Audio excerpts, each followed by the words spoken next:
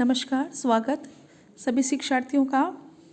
आज के इस व्याख्यान का प्रतिपाद्य विषय है इमैनुअल कांट का शिक्षा दर्शन।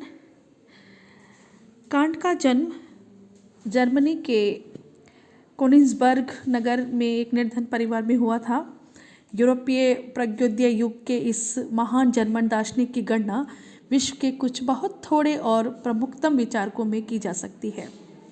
यूरोप के इतिहास के यह युग मानव की महिमा की प्रतिष्ठा का युग माना जाता है। कांट का दर्शन इस महिमा का ही दर्शन है।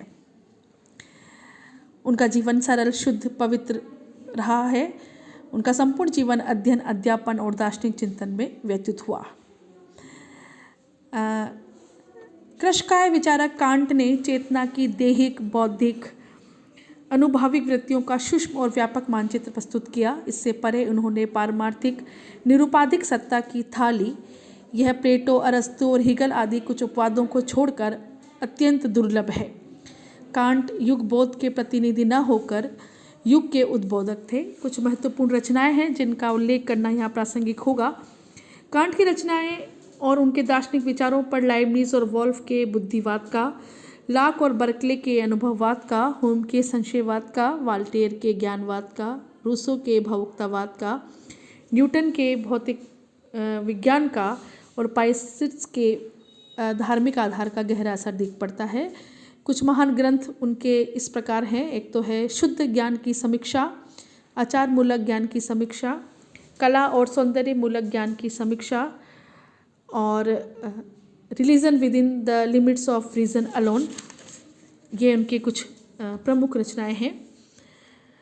अब हम उनका जो समीक्षावाद है उस पर हम चर्चा कर लेते हैं, अध्ययन कर लेते हैं। कांट की एक समस्या रही है बुद्धिवाद और अनुभववाद का समन्वय करना। कांट के पूर्व कई विचारधाराएं प्रचलित थीं। इनमें बुद्धिवाद और अनुभववाद प्रमुख था। ये परस्पर विरोधी सिद्धांत है। इसमें किसी भी बिंदु पर सहमति नहीं थी। कांट पहले बुद्धिवाद की ओर आकर्षित हुए। इन्होंने देखा कि शुद्ध बुद्धिवाद रूढ़िवाद या अंधविश्वास में परिणत हो जाता है। फिर वह अनुभववाद की ओर मुड़े। उन्होंने पाया कि विशुद्ध अनुभववाद संशयवाद में समाप्त हो जाता है। इन दोनों सिद्धांतों में कई गुण थे और कई दोष भी थे। दोनों का विधि पक्ष तो ठीक है, किंतु निषेध पक्ष अघाय है। कांट के सम्मुख इस प्रमुख समस्या इन दोनों के बीच समन्वय करने की थी। इनके बीच में समन्वय स्थापित करने की एक प्रमुख समस्या उनके बीच में थी। उन्होंने 12 वर्ष की कठिन साधना के पश्चात इन दोनों सिद्धांतों में समन्वय स्थापित करके एक लंबे संघर्ष को समाप्त कर दिया। इनके दोषों का परिहार करके इनके गुणों को उन्होंने अपनाया और इनके दर्शन को उन्होंने समीक्षावाद कहा। आज हम इसी समीक्षावाद पर चर्चा यहाँ करेंगे, क्योंकि इन्होंने इनके पूर्ववर्ती दार्शनिक विचारों की आलोचना की। इन्हें इसीलिए समन्वयवादी भी कहा गया। इन्होंने अपने दर्शन के विभिन्न विरोधी मतों में समन्वय लाने का प्रयास किया। उनका समन्वयात्मक दृष्टिकोण यहाँ पर स्पष्ट दिख पड़ता है, और वो किस तरह से दिख पड़ता है इसको हम यहाँ पर स्पष्ट करते हैं कुछ बिंदुओं के द्वारा। सबसे पहले यह है कि ज्ञान का स्रोत और उसकी उत्पत्ति के संबंध में बुद्धिवाद तथा अनुभववाद के बीच में गहरा मतभेद है। जैसा कि हम पिछले व्याख्यानों में ये बता चुके हैं कि बुद्धिवाद बुद्धि को ही ज्ञान का एकमात्र स्रोत मानता है और अनुभववाद या प्रत्यक्ष की उपेक्षा करता है। इसके विपरीत अनुभववाद केवल अनुभव को ही ज्ञान का साधन मानता है और बुद्धि की अवहेलना करता है। कांट के अनुसार ज्ञान अनुभव और बुद्धि दोनों के संयोग से संभव है। ज्ञान के दोनों पक्ष विषय और आकार यानी कि मैटर और फॉर्म, अनुभव द्वारा ज्ञान को विषय मिलते हैं और बुद्धि इसे आकार प्रदान करती है। दोबारा से यहाँ पर ये पंक्तियाँ उल्लेखनीय है कि ज्ञान के दो पक्ष हैं, एक है विषय और दूसरा है आकार। अनुभव द्वारा क्या मिलता है? ज्ञान के विषय मिलते हैं और बुद्धि उसे आकार प्रदान करती है। अतः दोनों में से किसी एक की भी उपेक्षा नहीं की जा सकती। इस तरह से यहाँ पर वो बुद्धि और अनुभव का समन्वय स्थापित करते हैं। दूसरा बिंदु ये है कि ज्ञान के लक्षण को लेकर भी दोनों सिद्धांतों में विरोध दिखाई देता है। बुद्धिवाद ज्ञान को सार्वभौम और अनिवार्य मानता है, जैसे 2 और 2 का योग 4 होना यथार्थ ज्ञान का सुंदर उदाहरण है और ये सर्वदा सत्य है, इसका कोई विरोधी उदाहरण कभी सत्य नहीं होता। इसके विपरीत अनुभववाद ज्ञान में नवीनता को प्रधान लक्षण मानता है, यानी कि बुद्धिवाद कहता है कि ज्ञान में सार्वभौम और अनिवार्यता का लक्षण होना चाहिए और अनुभववाद कहता है कि ज्ञान में नवीनता का प्रधान लक्षण होता है।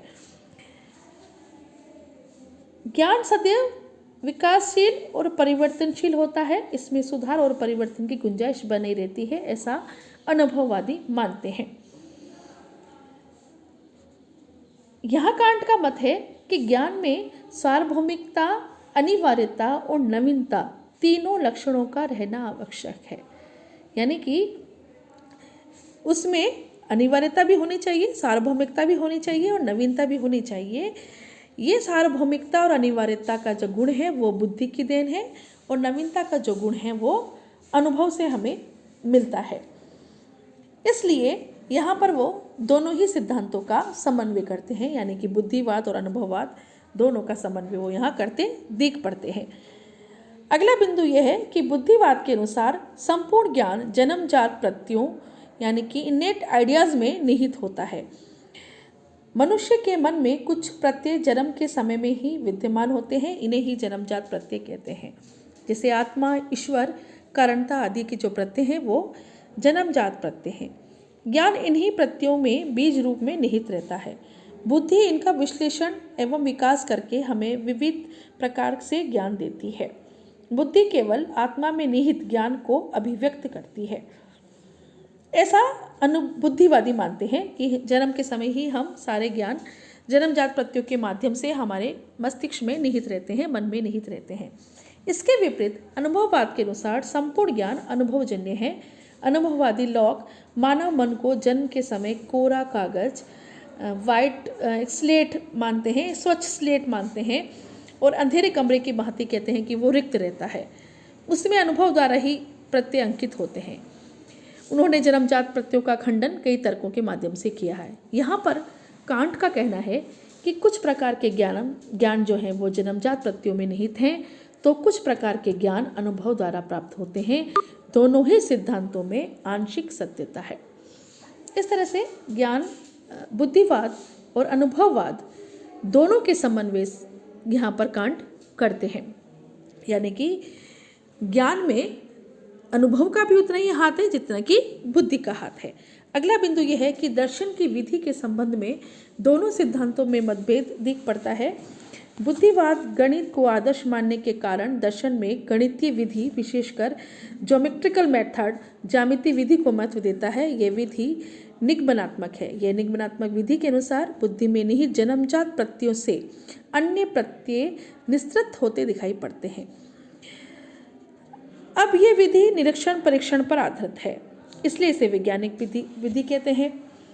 यह कांट का मत है कि दर्शन में निगमन और आगमन दोनों विधियों की आवश्यकता है, यानी कि निगमन विधि मानते हैं बुद्धिवादी और आगमन विधि मानते हैं अनुभववादी। अनुभववादी आगमनात्मक विधि मानते हैं जो कि निरीक्षण और परीक्षण पर आधारित है और बुद्धिवादी निगमनात्मक विधि मानते हैं जो कि ज्यामितीय विधि पर आधारित है। वो कहते हैं कि दोनों ही विधियों की अपनी महत्ता है और दोनों ही विधियों को वो ज़रूरी मानते हैं दर्शन की विधि के लिए, तो यहाँ पर भी वो समन्वय करते हैं। अगला बिंदु यह है कि बुद्धिवाद बुद्धि का अधिमूल्यांकन तथा इंद्रियों का अमूल्यांकन करता है। इसके विपरीत अनुभववाद इंद्रियों को ज़्यादा महत्व देता है और बुद्धि को कम देता है। बुद्धिवाद के अनुसार ज्ञान प्राप्ति में बुद्धि का सक्रिय होना आवश्यक है।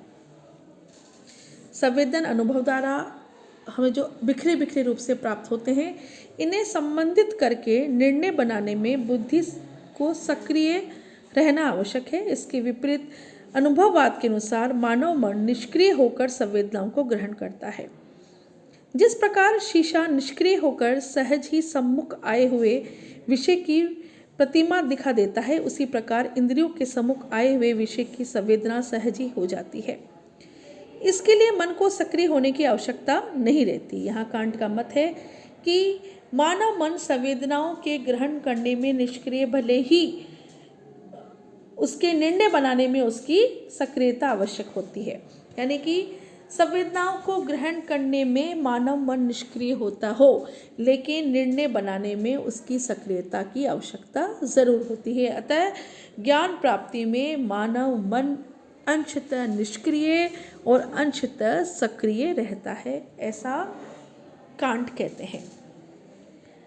अगला जो यहाँ पर बिंदु उन्होंने लिया है वो इस प्रकार है कि प्रत्यक्ष विचार को लेकर इन दोनों सिद्धांतों में विरोध है। बुद्धिवाद के अनुसार प्रत्यक्ष का ही एक अस्पष्ट और निम्न कोटि का रूप है।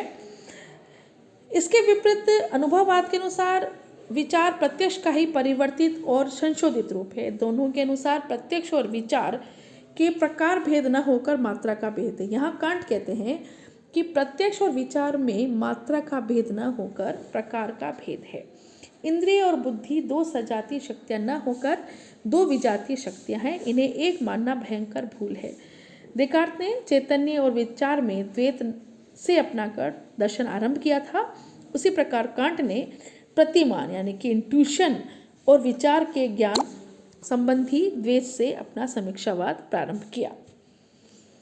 अब यहाँ पर अगला जो हमें बिंदु नजर आता है वो ये है कि मस्तिष्क या बुद्धि की क्षमता को लेकर भी बुद्धिवाद और अनुभववाद में विरोध दिख पड़ता है। बुद्धिवादियों के अनुसार मानव मस्तिष्क में ज्ञान प्राप्त करने की अद्भुत क्षमता होती है।